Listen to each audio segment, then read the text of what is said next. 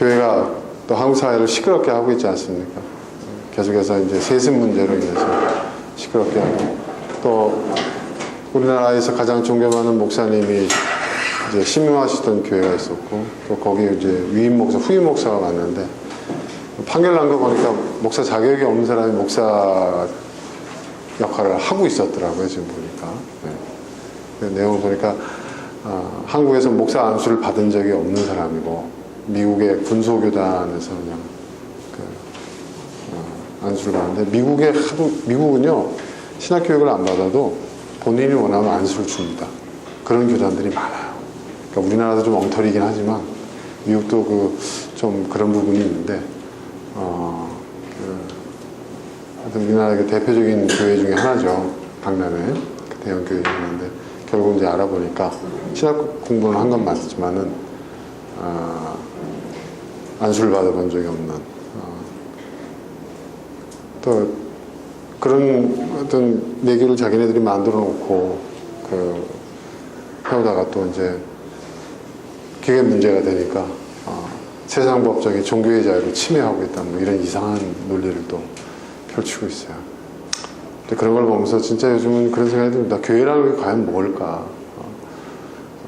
그런 생각들을 좀 더 하게 되고, 한국 교회에 앞으로 희망이 있을까? 이런 생각. 뭐, 교회는 계속 유지되겠죠.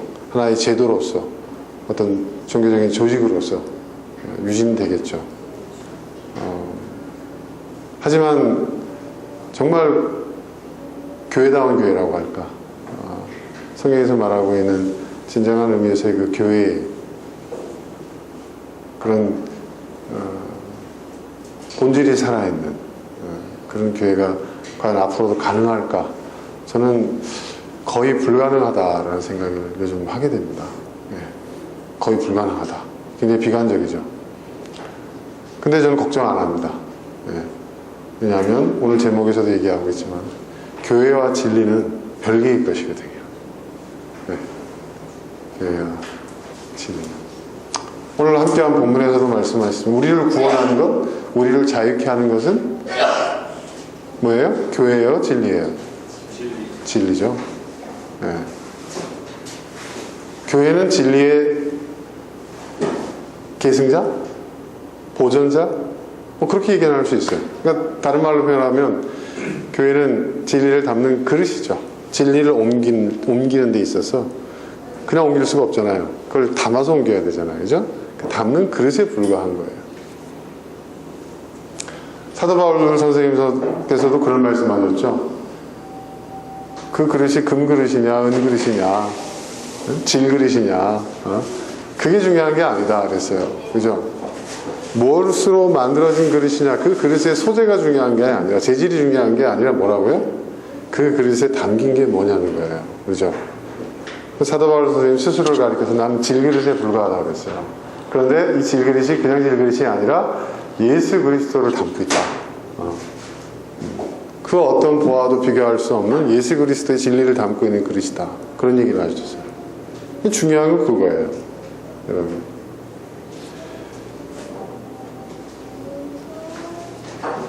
근데 오늘날 교회가 마치 그 진리 그 자체인 것인 양 여겨지고 있는 것 같아요. 여러분, 그렇죠?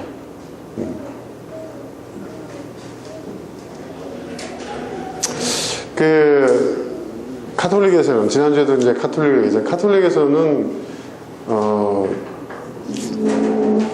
그 권위가 종교적 그 권위의 우선순위를 부여할 때 가장 위에 있는 게 뭐예요? 교황이에요. 교황입니다. 그리고 그 교황 다음이 교회예요. 그리고 그 다음이 뭐예요? 성경, 진리예요. 성경이라는 것은 진리를 얘기하는 거거든요. 그러니까 성경일 수 있는 것은 교회가 그 권위를 인정했기 때문이다. 교회가 교회일 수 있는 것은 교황이 있기 때문이다. 이렇게 얘기합니다. 그래서 교황이 제일 위에 있어요. 그런데 우리 개신교는 그게 아니라는 거죠. 성경에 의하면 뭐예요? 진리가 우리를 자유케 하는 것이지 교회가 우리를 구원하는 게 아니라는 거죠. 교회가 우리를 구원하는 게 아닙니다, 여러분. 명심하십시오. 그렇죠? 인류의 역사에서 교회의 시대는요 2000년도 안 돼요. 그렇죠? 그러면 그 이전과 그 이후의 시대는 어떻게 할 거예요? 그래서 예전에 어느 목사님이 쓴 유명한 책이 하나 있었어요. 그게 뭔지 아세요? 교회에서 예수를 탈출시키자. 그런 책 제목도 있었어요. 거의 금기시 됐죠, 그 책은. 교계에서는. 그게 무슨 얘기냐면 예수의 가르침과 오늘날의 교회는 완전히 반대의 길을 가고 있다는 거예요. 그러니까 여러분, 우리는 잘 생각을 해봐야 돼요. 교회와 진리, 우리를 구원하는 것은 진리예요.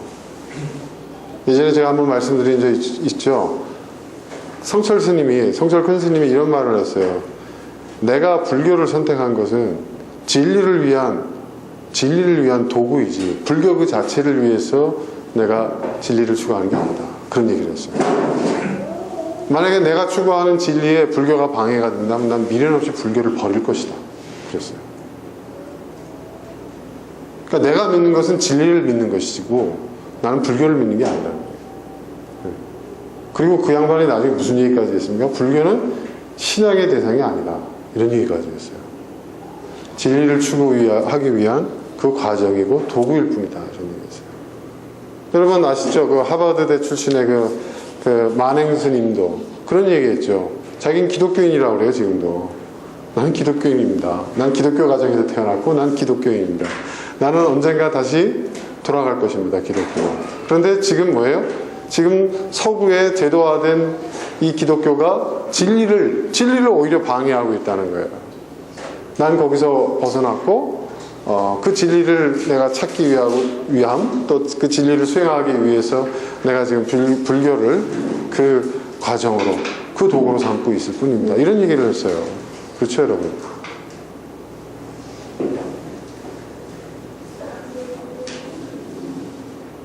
우리가 여러분 우리의 신앙이 이꼴 곧 종교라고 생각하면 안 돼요.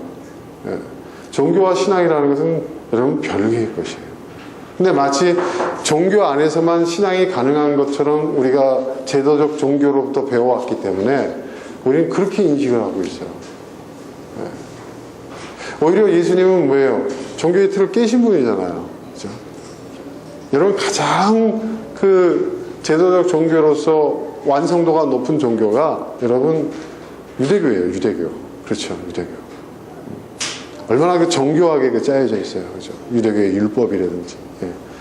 뭐 안식일을 거룩하게 지켜라. 그럼 안식일에는 쉬라고 하셨는데, 그러면 어디까지가 일하는 거냐?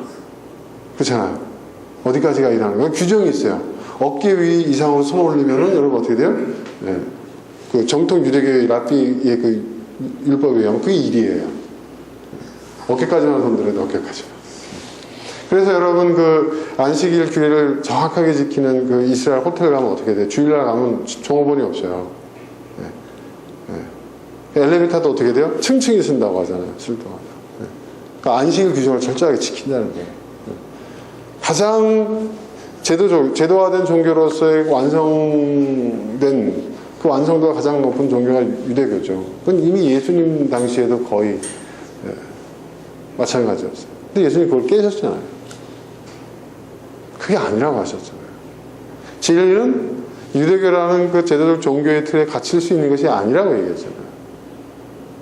우리는 교회를 자꾸 구약의 성전과 동일시해요. 그 성전 종교가 바로 유대교잖아요. 예수님이 그걸 깨셨잖아요. 원래 하나님은 성막에 계셨죠. 백성들 가운데 백성들과 함께 이동하셨어요. 신학적으로 얘기하면 그게 하나님의 무소부재, 하나님이 없는 곳이 없다는 거예요. 하나님이 없는 곳이 없어요. 하나님은 어디나 다 계시다는 거예요. 편재하고 계시다. 네. 그런데 하나님이 교회에만 계신다? 성전에만 계신다? 그건 뭐예요? 하나님을 어디 가두는 거죠. 그죠? 절대자를 제한하는 거예요. 인간이 제한할 수 있다는 거예요. 종교의 이름으로. 그리고 그걸 독점할 수 있다는 거예요. 종교적 제도로서. 우리를 통해서만 진리가 전파되고 우리를 통해서만 구원이 허락되고. 네. 예전에 기독교는 그러지 않았어요. 근데 그게 된 것이 뭐라고요? 우리가 지난번에 살펴보면 십자가 논쟁. 십자군 전쟁이 바로 그 시발점이었던 거예요. 서구 기독교가 독점하기 시작한 거예요. 인위적으로. 서로 사랑하라, 용서하라, 이런 어떤 기독교적인 가르침은 같은 그리스도인들 안에서만 허용된 것이고, 그리스도인이 아닌 이방인들, 이방 종교, 타 종교, 이교도들한테는 어떤 짓을 해도 무죄하다. 그래서 막 사람 인육을 먹고 하는 이런 것도 죄가 안 되는 거죠. 근데 그런 가치관이, 그런 세계관이 쭉 내려왔어요, 여러분. 식민지 시대에도. 그렇죠. 네. 남미에 있는 원주민들을 인간으로 볼 것이냐, 짐승으로 볼 것이냐, 그죠? 영화 미션이 그걸 지금. 거기서 원주민들이 막 성가대를 만들고 미사를 드리고 하나님을 예배하는 그런 장면을 보고 노예상인들이나 그 식민정부에서 뭐라고 얘기했어요? 저거는 동물들을 훈련시킬 것이다, 서커스처럼. 저들에겐 영혼이 없다. 그렇게 얘기를 해요.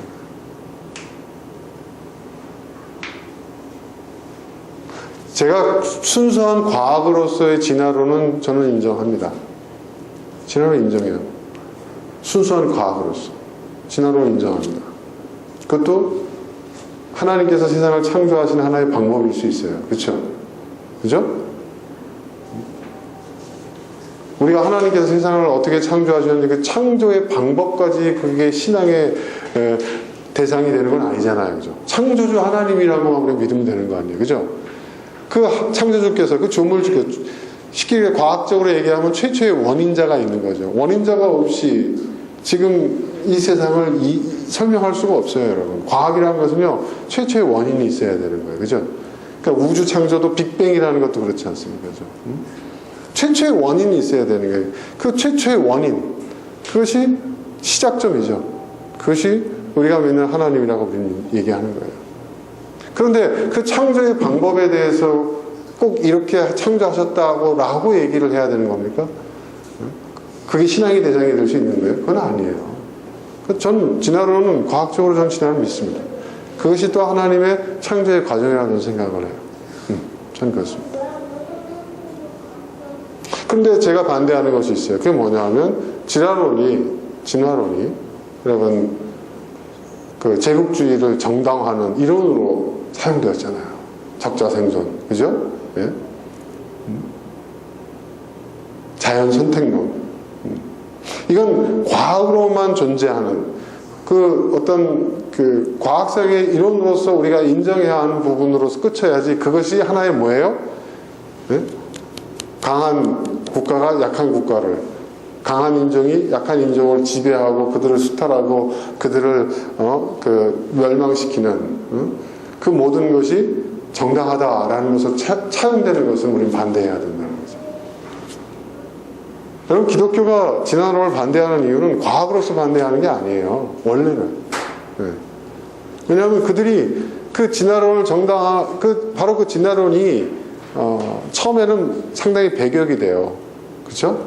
기독교 국가들로부터 대부분의 기독교 서구 국가들로 배격이 돼요. 근데 나중에 보니까 기독교의 그 전통적 주장이 점점 밝혀지는 그 과학에 부합하지 않고, 그렇죠? 지동설이었잖아요. 천동설이 아니라. 그런 것들이 드러나니까 점점 더 기독교의 권위가 무너지고, 기독교를 가지고는 자신들의 정치적, 이념적 담론을 정당화시킬 수가 없다는 판단이 딱 든 그 즈음에 처음에는 반대했던 진화론을 채택을 하는 거 아닙니까? 그렇죠? 그래서 제국주의, 식민지 침략을 하면서 그 정당성을 거기서 찾잖아요. 이건 우리가 살고 있는 우주의 법칙이다. 이건 자연 법칙이다. 이건 숙명이다. 약한 것이 강한 것을 잡아먹히는 것은. 그걸 정당화했단 말이에요.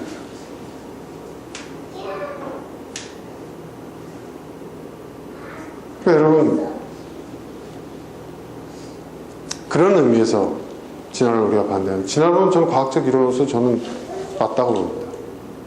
진화론을 인정하는 목사예요, 저는. 네. 그렇습니다. 여러분, 성경대로, 성경에 쓰여져 있는 대로 하게 되면 지구의 역사가 얼마라고요? 7,000년도 안 돼요. 6천 몇백 년이에요. 그럼 지구의 역사 6천 몇백 년 믿어지십니까? 믿어지세요, 여러분? 네? 적어도 뭐 45억 년 이상 50억 그 사이에 이게 객관적인 사실로 드러났는데, 네? 아직도 창조과학인가 뭔가 한 거기서는 6천년이라고 얘기하잖아요. 그럼 믿어지세요? 6천년 전?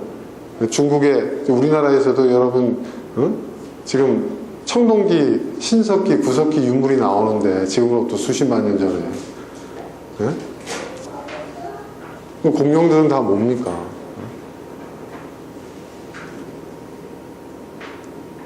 그걸 누가 만드는지 아세요? 그런 말도 안 되는 그런 종교적 도구말을 누가 만들었습니까? 종교가 만든 거예요. 근데 그 안에 갇혀 있는 것이 과연 우리가 진리를 믿는 것이고 따르는 것이고 그 안에 구원이 있고 자유가 있는 것일까요? 저는 그렇지 않다고 봅니다.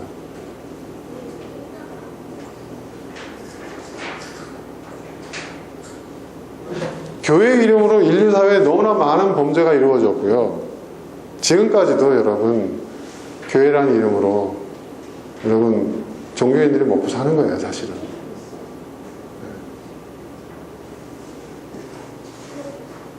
여러분 요즘에 가장 뜨는 영화가 뭐죠?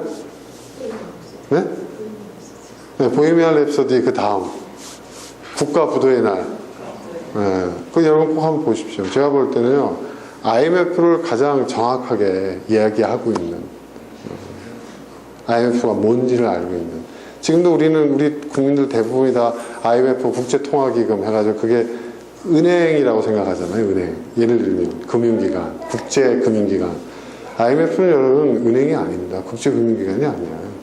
이게 뭐냐면 국제사채금융이에요. 네, 여러분 잘 모르셨죠? 네. 그 과정이 여기 설명돼요. 저도 예전에 그 IMF 피해자거든요. 어렵게 그 당시 한국 경기 호황이고 이자가 굉장히 아파트 담보대출 이자가 뭐 한 3% 4% 할 때 저도 용기를 내가 아파트를 한번 딱 대출 받아가지고 낸 적이 있어요. 근데 IMF가 빵 터지고 난 다음에 이자가 38%, 40 몇 프로 이렇게 올라가고 그리고 뭐예요 그 자금 회수하는 것도 예전에는 뭐예요? 그냥 이자만 내도 그냥 아파트 값이 계속 오르니까 이자만 내도 그냥 대출이 유지가 되는데 IMF 때는 어떻게 했습니까? 회수를 하잖아요. 몇 년 안에 원금과 이자랑 같이 상환하는 감당할 수가 없죠. 그래서 아파트 다 처분해버리고 그랬더니 빚만 더 늘고 저희가 있던 건물도 넘어가고 주인이 와가지고 보증금 전체 보증금 중에서 내가 그래도 교회라고 생각해서 내가 줄 수 있는 돈이 이거밖에 없다. 반도 안 되는 돈을 주고 이런 일들을 겪었거든요. 그때 다 뭐 금모으기 하면 금모으기도 뭐 하고 뭐 나라를 위해서 기도하고 근데 왜 그런 그 상황이 오게 됐는지 그 영화가 제가 볼 때는 거의 진실에 가깝게 얘기를 하고 있다고 생각해요. 거기 보면요. 정말 국민을 상대로 정부가 사기를 치는 어떤 그런 내용들이 나와요. 공무원들, 기득권자들, 정치권들, 재벌들. 그런데 저는 그걸 보면서요, 뭘 생각하게 되냐면 교회를 생각하게 되더라고요. 교회가 얼마나 지금까지 하나님의 이름으로, 진리의 이름으로 교인들을 상대로 사기를 쳐왔는가. 그 생각을 하게 됐어요.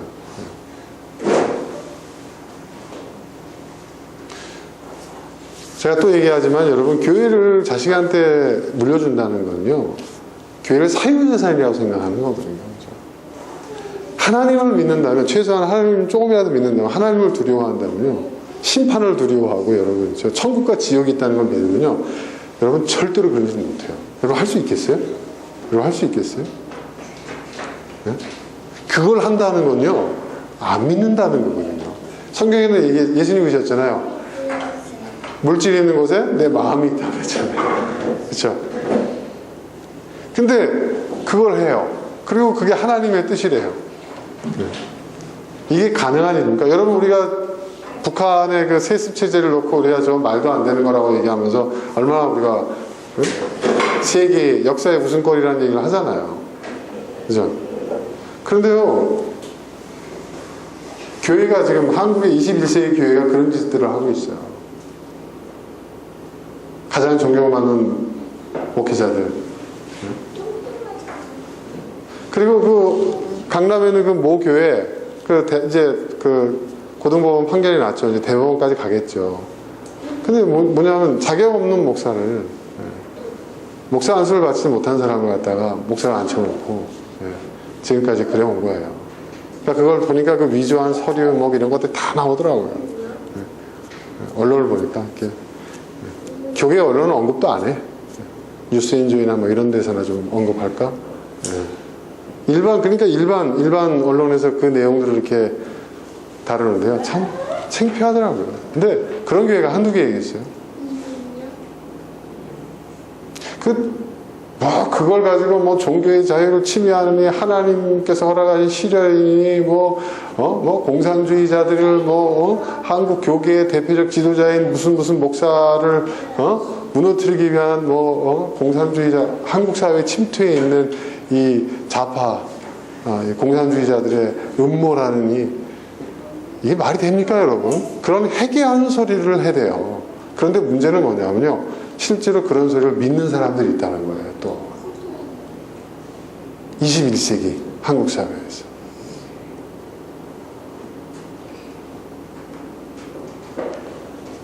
그리고 여러분, 가톨릭에서는요, 출교당하면 큰일 납니다. 아까 얘기했죠, 제가. 교황이 있고 그 밑에 교회가 있고 그 다음에 성경이 있기 때문에 교황이 교회에서 출교를 시키면 어떻게 돼요? 구원은 교회 안에서밖에 없거든요. 카톨릭에 의하면. 그러니까 어떻게 돼요? 교회에서 출교당하면 구원이 없다고 이제 사형 선고를 받는 거나 마찬가지니까 세상의 임금들도 가서 카노사의 굴욕 아시죠, 여러분? 그런 굴욕을 감수해야 되는 거예요. 그런데 우리 개신교는요, 그게 아니에요. 교회가 구원을 보증하지 않아요. 교회가 우리를 구원하는 게 아니에요. 교회가 우리를 자유케 하는 게 아니에요. 진리예요. 교회에서 출교를 당하고 여러분, 눈 하나 깜짝하지 마세요. 그럴 권한도 없고요, 사실은. 설사 자기네들이 그걸 주장한다고 해서 그게 되는 것도 아닙니다. 그렇지 않아요? 예수님은요, 십자가형에 처해졌잖아요. 여러분, 십자가형이라는 게 뭐예요? 네? 국가범죄자들이기도 하지만은 율법에 의하면요, 구원받지 못한 영혼은 어떻게 해요? 땅에 묻힐 수 없다, 이렇게 되어 있어요. 공중에 들린다, 새의 먹이가 된다. 그런 게 있어요, 여러분. 그러니까 그건 뭐냐면, 종교적으로 얘기하면 유대교로부터 출교당한 자예요, 예수님은. 웃기지 않습니까, 여러분? 이 종교가 자신들의 신앙의 대상, 자신들이 존재하게 된 최초의 원인자를 출교시키는 거예요. 그게 종교입니다. 그러니까 제가 왜 이런 얘기를 하냐면, 여러분, 교회 물론 소중하죠. 공동체, 신앙 공동체로서의 교회는 소중합니다. 우리 팀들 공동체 중요합니다. 그러나 제가 말씀드리고자 하는 것은 제도적 종교로서의 교회는 아니라는 거예요. 우리는 오히려 거기로부터 자유로워질 필요가 있다는 거예요. 그럼 요즘 교회들 하는 거 보십시오, 여러분. 여러분, 재벌들이 하는 짓 그 이상을 교회들이 해요. 큰 교회 가면은 전국의 그 부동산 그 정보 수집하고 그 조사하는 목사들, 부목사들 있다면서요. 그 언론에 나왔잖아요. 여의도 순복음교회, 명성교회 어디 해가지고 그 사람들은 뭐 하는 사람들이에요? 전국을 다니면서 교회 부지라든지 종교 부지 수집해가지고 투자하고 돈 벌고 교회가 땅 투기한다는 얘기죠.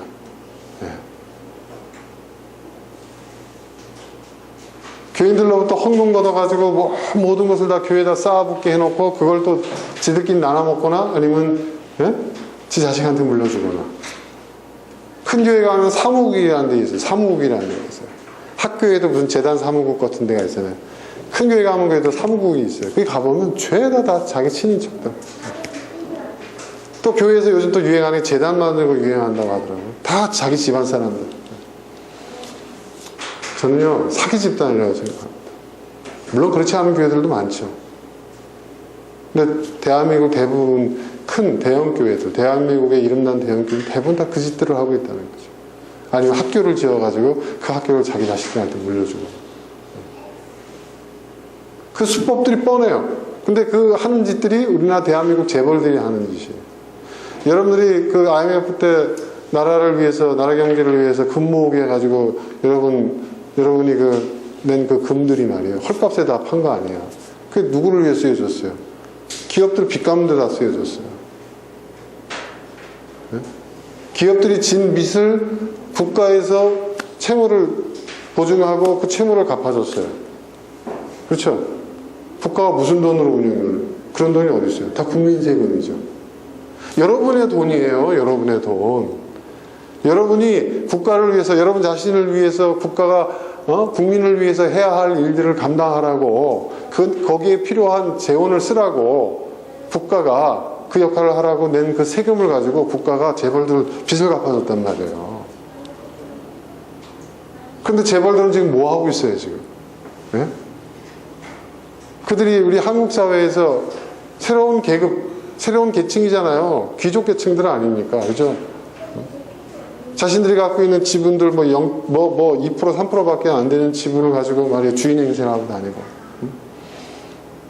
자신들의 그 승계 구도를 위해 가지고 예? 무슨 국민연금이니 이런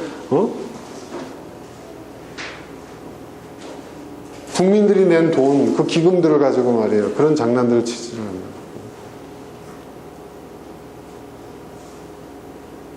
그러니까 이게 나라냐라는 얘기가 나온 거고. 그죠? 그래서 그걸 바꾸기 위해서 이번 정부가 출범이 됐는데 어려움이 많아요. 저항이 만만치가 않아요. 우리나라 사람들은요, 먹고 사는 문제가 어려워지면요, 당장 어려워지면 그걸 못 참아요, 우리나라 사람들. 그걸 좀 인내해야 되거든요. 사실은 한 10년은 참아야 돼요, 이걸 바꾸려면. 근데 지금 돌아가는 꼴을 한번 보세요.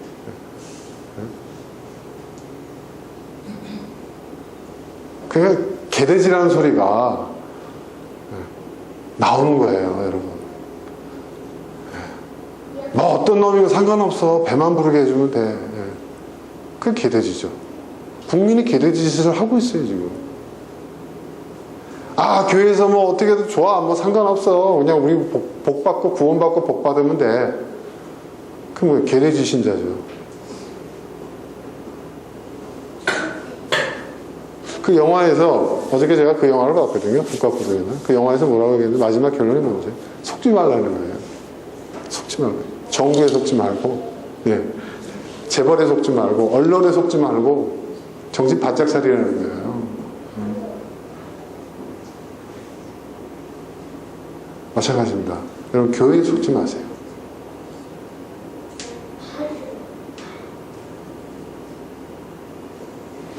여러분, 말씀이 세상을 창조했다고 그랬어요. 하나님 말씀으로 세상을 창조했다고 그랬죠? 이 말씀이라는 것이 뭔지 아세요? 빛이 있으라 하니까 빛이 있었고, 이 빛 하고 하나님 말씀하셨고, 그 말씀하신 것 때문에 빛이 생겼다, 이런 뜻이 아니에요. 이 말씀이라는 것은요, 번역하면 로고스예요. 로고스가 뭐죠, 여러분? 이성, 논리, 과학, 법칙, 우주적 원리, 이게 로고스예요. 로고스에 가장 가까운 말이 뭐예요, 여러분? 거기서 나온 게 뭐? 로직이죠, 로직. 과학이라는 뜻이에요, 이게. 하나님은 그냥 멋대로 괴력난신이 아니라는 거예요. 이 말은 무슨 말이냐? 하나님이 너무 어두운데? 좀 밝아야 되겠다. 야, 빛이 생겼다. 이런 식이 아니라는 거예요. 말씀으로 창조하셨다는 것은 뭐냐면, 빛을 하나 창조하시더라도 이것을 무턱대고 그냥 막 억지로 막 괴력난신처럼 만든 게 아니라, 그리스 신화에 나오는 그런 신들처럼 만든 게 아니라, 빛을 통해서, 그러니까 어떤 우주적 원리에 의해서 빛이 필요하며 어떤 그 과학적 법칙에 의해서 빛이 존재하게 되었는지를 하나님께서 차근차근 따져서 거기에 부합하게 빛을 만드셨다는 거예요. 그러니까 질서의 하나님인 거예요.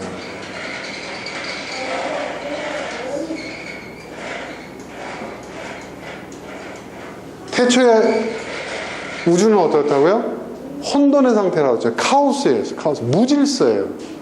그 무질서에서 질서를 만들어내신 하나님이라는 거죠. 올림푸스 산 속에서 그 위에서 살고 있는 그 무질서와 혼돈의 극치인 그 신들과는 다른 분이라는 얘기죠. 그러니까 이 말은 우리에게 희망을 주는 거예요. 네.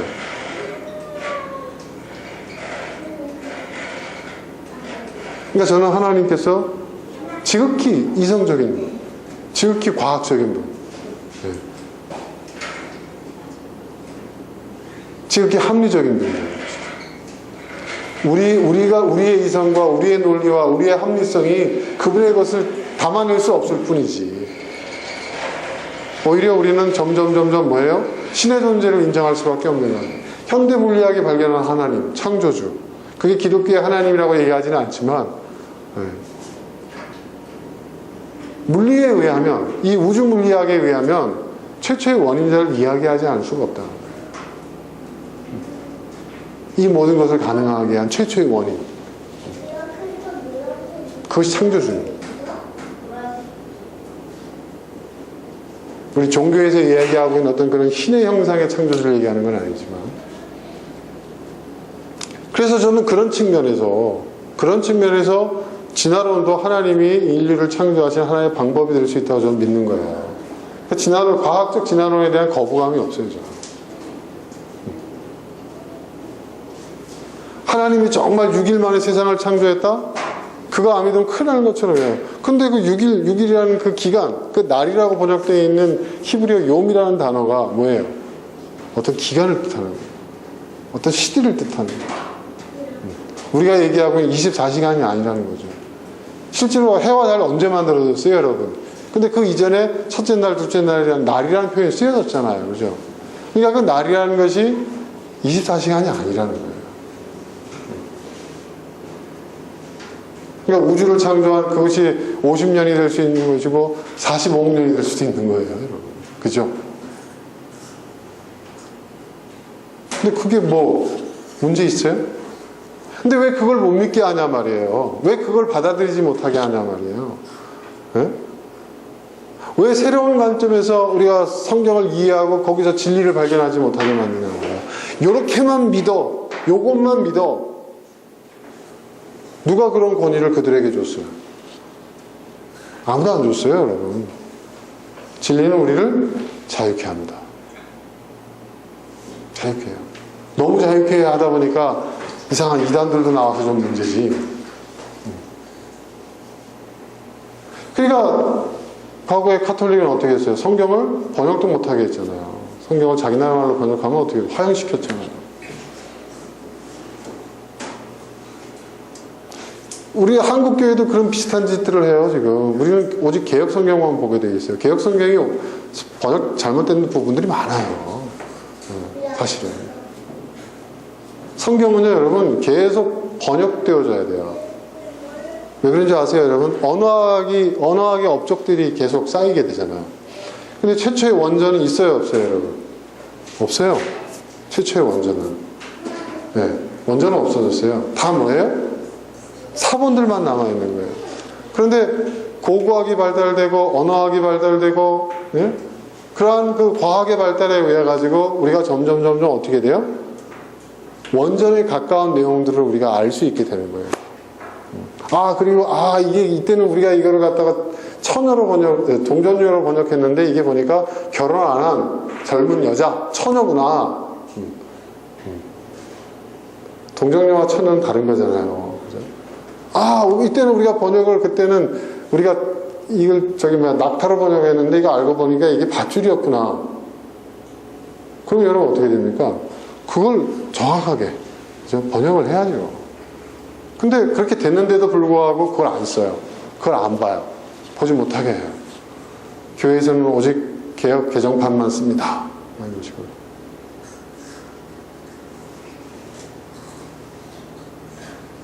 또 과거에 카톨릭이 했던 짓하고 다를 바가 뭐가 있어요?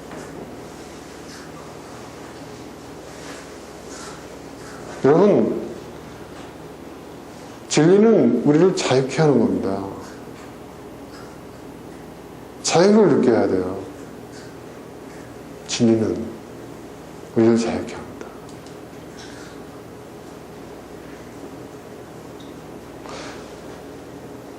교회는 그 진리를 담는 그릇에 불과하다는 거예요.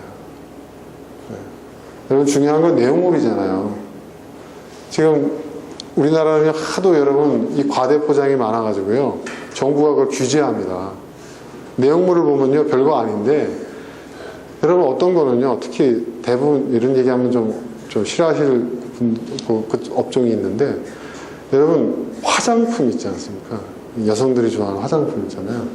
화장품 그 내용물보다도요, 그 그릇이, 그 포장재가 더 비싸요. 최근에 저희 그 본사에서 화장품 회사 하나 인수하려고 하는데요. 그래서 제가 그 내용들을 좀 봤는데, 저는 화장품 원료값이 그렇게 싼 줄 몰랐어요.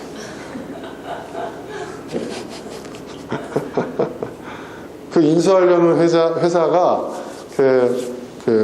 팔고 있는 여성 그 고급 그 무슨 로션인데, 뭐 달팽이도 들어가 있고 뭐 온갖 비싼 거 들어가 있는데, 그 백화점에서 그거 한 세트로 이렇게 파는 게 상당히 비싸더라고요. 그런데 그 원가를 딱 보니까 그 원가의 대부분이 그 용기예요, 용기. 그냥 화려한 그 용기. 그러면 진짜 그 안에 들어가는 원료는 얼마일까? 봤어요. 그게 80ml가 들어있거든요. 80ml. 원가가 800원도 안 돼요. 네. 충격적이죠, 여러분. 네. 실제로 그렇습니다. 그러니까 화장품만큼 우리나라에 폭리를 취하는 게 없다. 그래도 이 화장품 사이클을 제가 이제 알았어요. 처음에는 화장품, 좋은 화장품을 일단 이제 방부제 처리하지 않은 화장품이 나와요. 그러면요, 여러분, 한 1년 팝니다. 유통기한 지나잖아요? 여러분, 그거 어떻게 할 것 같아요? 여러분 생각하기에는 양심적으로 전량 다 폐기할 거겠죠? 안 합니다. 네. 방부제 처리하지 않은 화장품을 1년 유통하다가 팔리지 않으면 그때 방부제 처리를 합니다. 그러면 유통기한이 3년이 됩니다. 네. 네. 그러면 그게 담아지는 용기와 함량에 따라서 또 여러 제품으로 또 시중에 또 돌게 됩니다. 네.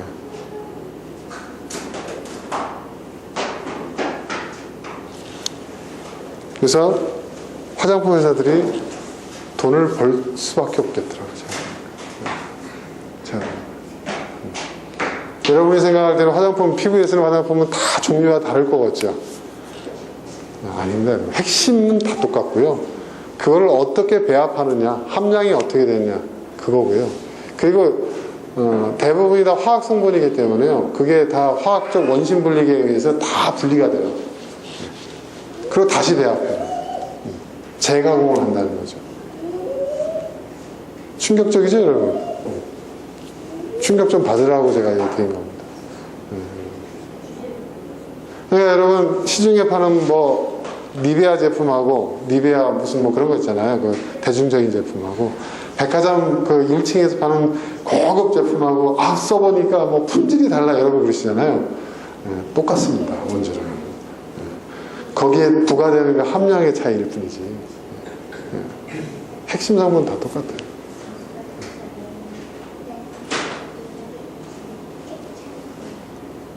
그러니까 옷장사하고는 비교가 안 되는 거예요. 옷장사는 4배수, 5배수로 팔거든요. 근데 화장품은 거의 10배수가 나와버리는 거예요. 배수가 뭔지 아시죠, 여러분? 원가를 얘기하는 거예요. 그러니까 제품의 원가가 10분의 1도 안 되는 거예요. 생각해보세요.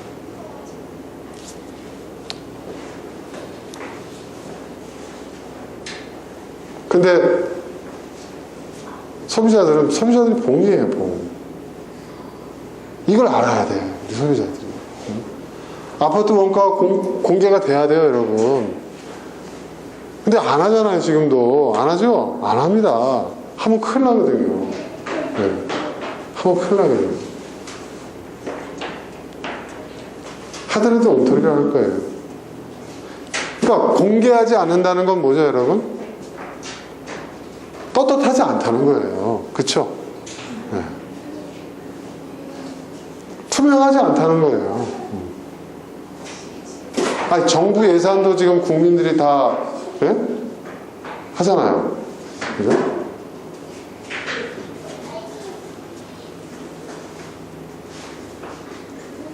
근데 지금 보세요. 교회들도 보세요. 교회, 여러분, 재정 공개하는 교회가 대한민국에 몇 교회나 될 것 같아요, 여러분? 안 합니다.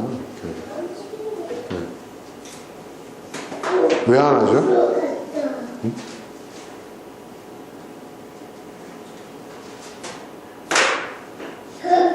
교인들의 헌금으로 유지되는 교회가 왜 그걸 안 하냐 말이에요. 왜 못하냐 말이에요. 하나님의 사업이기 때문에. 저는 예전에 그런 얘기를 한 적이 있었어요. 한국 교회가 유일하게 살아날 수 있는 희망은 교회가 사회의 공공성을 수용할 수 있는 사회 간접 자본의 역할을 하면 된다. 교회 안에 그 지역에 있는 장애인들을 위한 복지시설을 이용하거나 또는 교회 안에 예를 들어서 그 방과후 학교 같은 거 아이들 공부방이라든지 이런 그 지역사회의 공공사업을 교회가 수용을 해서 그 역할을 한다면 교회에 새로운 희망이 생길 거다. 굳이 전도를 뭐 이렇게 하지 않아도 교인도 자연스럽게 늘 것이고 또 교회에 대한 인식도 달라질 것이며 또 교회가 사회적 책임을 다함으로 인해서 교회의 존재의 가치가 존재의 의미가 확대될 수 있다. 제가 여러분 열심히 그거 했었어요. 진짜 지난 글 쓰고 발표하고 네? 어디에 싣고 그리고 큰 교회 가서 그걸 설득하고 이렇게 크게 교회 짓는 데만 하지 마시고 그 지역사회 복지회관 같은 거 센터 같은 걸 지어서 이렇게 좀 해보시면 어떻겠습니까?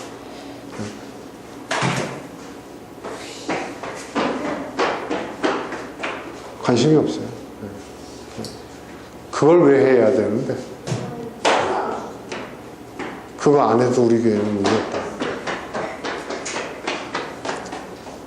그러니까 공공성이 없어요. 사회적 책임감이 없어요. 여러분 공공성과 사회적 책임감이 없는데 공동체라고 얘기할 수 있어요? 그냥 우리 교회 우리끼리 그럼 뭐예요? 이익 집단이죠.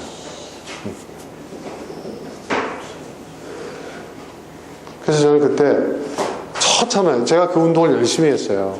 실제신학대학원의 그 교수님들하고 뜻 있는 동문들하고 또 그때 우리 총장님이 많이 또 후원해 주셔서 열심히 했었어요. 진짜. 그 운동을 한 10년 가까이 열심히 했었어요. 그래서 또 일본 사례도 이렇게 일본에 가면 여러분 지역에 마을 기업들이 많아요. 그러니까 우리나라도 그 마을 기업 많이 일본 거 카피를 해오는데 그 마을 기업 일본에 있는 무수히 많은 마을 기업들이 놀랍게도요 한 40%가 그 지역에 있는 교회하고 연계가 되어 있습니다. 네. 일본에 있는 교회들이 굉장히 미미하거든요. 하지만 사회적 영향이 굉장히 강합니다. 네.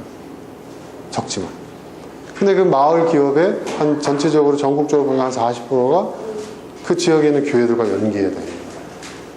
근데 그걸 또 우리가 한번 해보자고 해가지고 또 이 큰 교회 목사님들 모시고 와서 또 보여드리고 막 그랬었어요. 제가 한때. 네. 뜻 있는 교수들과. 또 영국도 그래서 갔다 온 거고. 관심이 없어요. 네. 세상이 어떻게 되든 말이죠. 그때 제가 포기했죠. 근데 요즘 어떻습니까, 요즘? 근데 요즘 더 하잖아요, 그죠? 네? 대한민국을 어지럽히고 있는 모든 가짜뉴스의 진원지가 교회예요. 지목되고 있어요, 교회. 네. 여러분 진짜 이거는 정말 고개를 들고 다닐 수 없으면 창피합니다. 또 지금 태극기 부대하고 또 그 뭐예요, 전 무슨 목사 그 정신 나간 양반, 기독당인가 뭔가. 그것도 얼마나 많은 또 교회들이 또 거기 또 참여해서 보수주의고. 저는 그래요. 교회가 진리를 담는 그릇이 아니에요, 이제는. 제가 볼 때. 이제 더 이상. 교회는 온갖 잡동사니들, 이 자본주의 쓰레기들을 지금 다 담고 있어요. 제가 볼 때.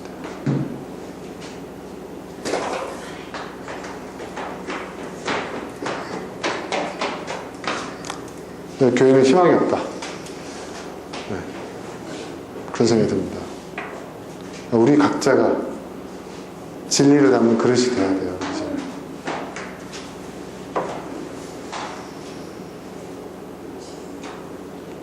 우리 각자가,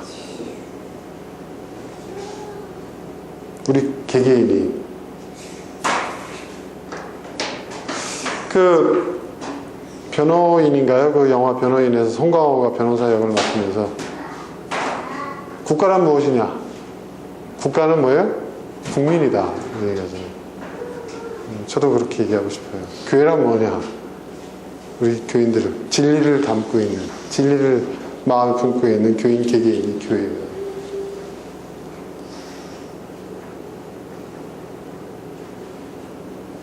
그런 무형의 교회가 영원할 것입니다. 진리를 담아내고 있지 않다면, 진리를 담고 있지 않다면 그건 교회가 아닌데,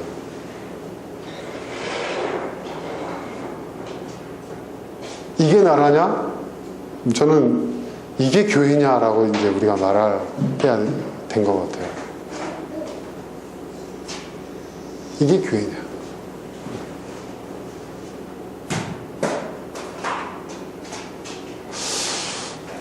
이제 이 제도적 기관으로서의 교회는, 조직으로서의 교회는 저는 이제 오래가지 못할 거라고 생각합니다. 예전에 제가 영국에 갔을 때 영국 교회가 많이 침체가 돼 있었거든요. 그 역사적인 교회들도 다, 교회당들도 다 이제 그냥 무슨 관광 코스화 돼 버리고, 진짜 공식적인 집계에 의하면 이 제도적 종교로서의 그 교회는 굉장히 많이 위축돼 있고 미미한 거로 돼 있는데, 제가 그 어떤 그 단체,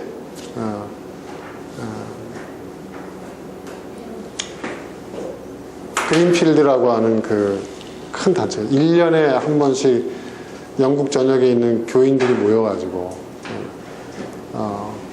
그 들판에 큰 텐트를 치고, 서커스 텐트 같은 걸 치고 거기서 집회도 하고 세미나도 하고, 또 사람들이 그 주변 인근에 좀 뭐 차를 끌고 와서 그 차에서 생활하기도 하고, 뭐 젊은 사람 텐트 치고 생활하고, 뭐 가까운 숙박시설 이용하기도 하고 하는 그 광활한 들판에서 그 그린필드라는 그 행사를 제가 참여를 해봤는데, 그때 제가 깜짝 놀랐어요. 제가 그때 느낀 게, 누가 영국 교회가 죽었다고 얘기를 하는 거예요. 반문이 나오더라고요. 네.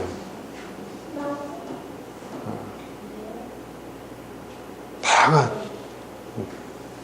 뭐 카톨릭에서부터 성공회, 개신교, 루터, 뭐 심지어 무교주의자까지, 아니면 뭐 더 나아가서는 그 다른 종교인들까지 거기에 행사에 참여해서 같이 진리에 대한 다양한 주제를 논의하는 것을 보고, 심지어 거기에 그 네팔 수도승들도 왔었다고 제가 말씀드린 적이 있었죠. 그걸 보면서, 아, 교회는 죽었어도 신앙인들은 살아있구나. 제가 잊혀지지 않는 게, 마지막 순간에 거기서 수만 명의 사람들이 3, 4, 5 짝을 져가지고 성만찬을 했어요. 성만찬. 그 수만 명의 사람들 다 이렇게 짝을 져가지고 거기서 주최측에서 이제 준비한 큰 떡 하나 하고 포도주, 작은 포도주를, 그래서 그걸 갖다 이렇게 같이 그 떡과 포도주를 나누면서 진리를 기념하는, 예수님을 기념하는 그 의식을 할 때 정말 감동적이었어요. 그리고 저는 근데 이거를 그때 함께 했던 친구 교수들이 임 목사 이거를 우리 한국에, 대한민국에, 이게 한국에 이런 걸 소개해야 돼. 이게 이런 게 들어와야 돼. 막 그랬을 때 저도 너무 좋았지만 저는 아니라고 얘기했어요. 한국 교회에 들어오면 이건 당장 2단 3단 소리 들어. 한국 교회 교인들이 아직 이걸 소화를 못할 거야. 너무 좋은 거지만 한국 교회는 아직 이거를 감당을 못할 거야. 제가 그랬거든요. 그랬더니 친구 교수들이 그럼 넌 빠져. 하더니 자기들이 이제 하는 거예요. 그래서 대한민국에 좀 이렇게 의식 있는 목사님들, 큰 교회 목사님들을 모시고 갔어요. 목사님들 가셔서 너무 은혜 받고 너무 좋았다는 거예요.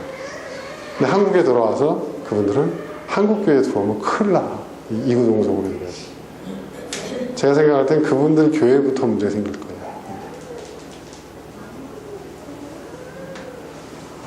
이 현실이 이러하다는 거죠. 근데 저는 우리 교회에서 그걸 실천하고 있잖아요.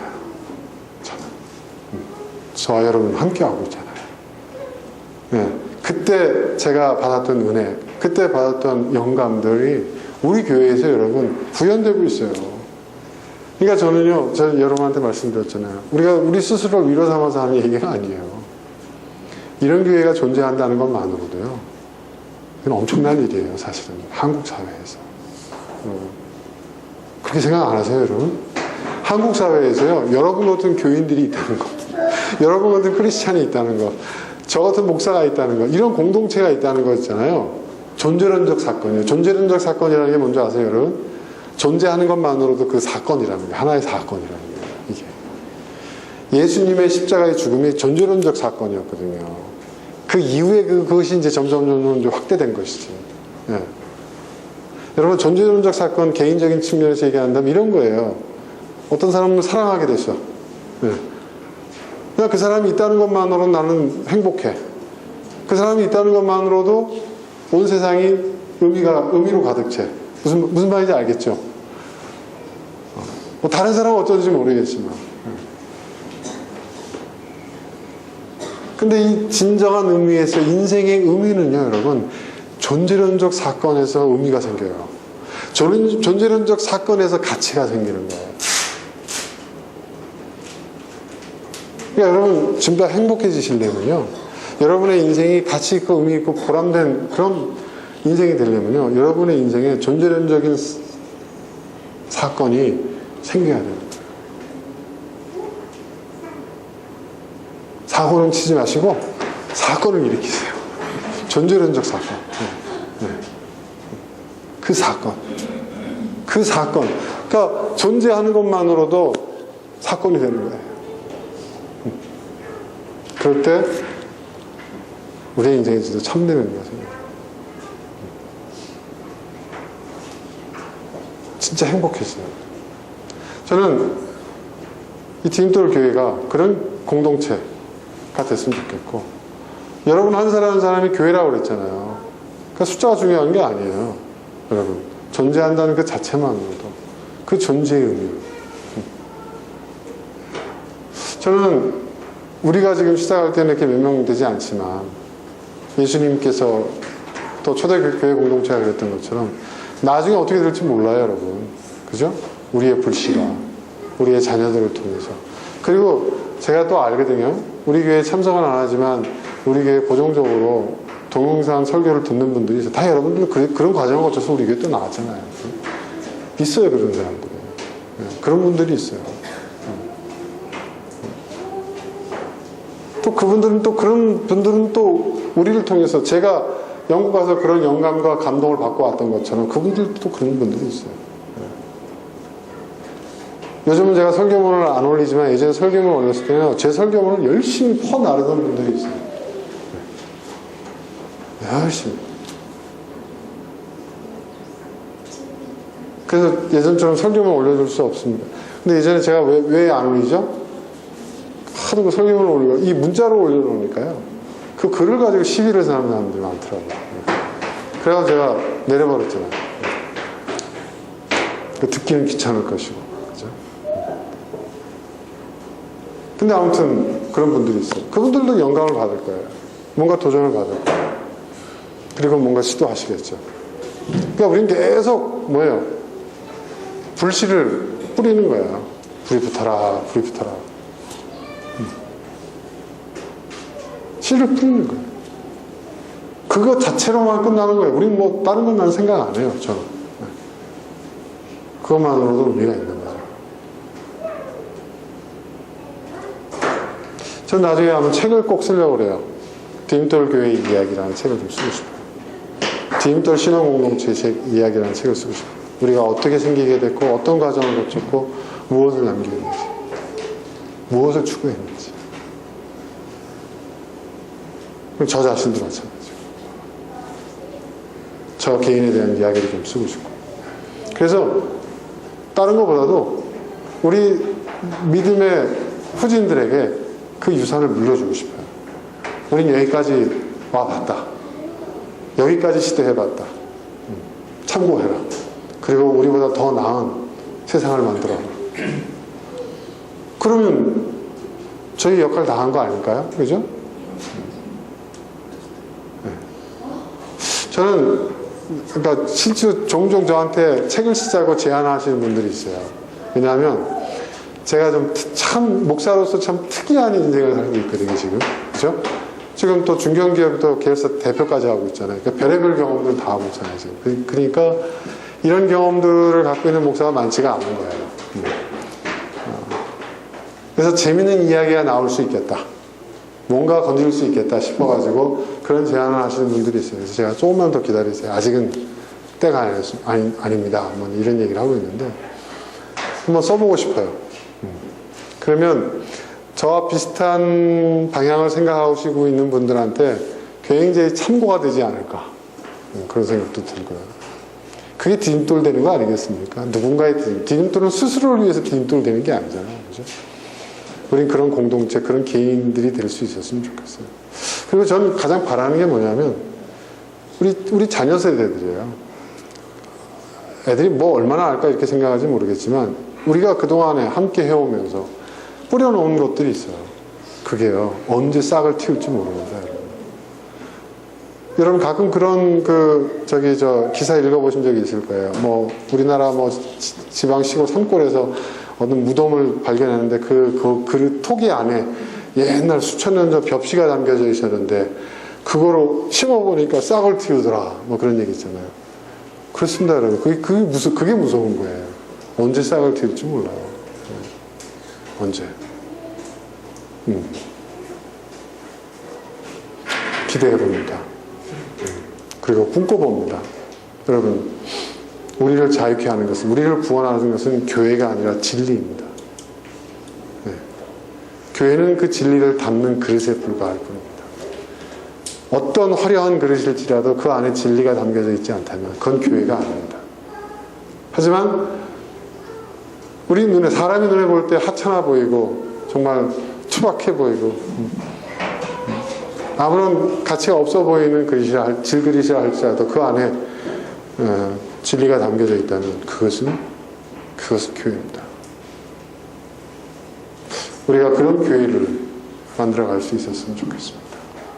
자, 오늘 여기까지 하겠습니다. 오늘 나눈 말씀 생각하면서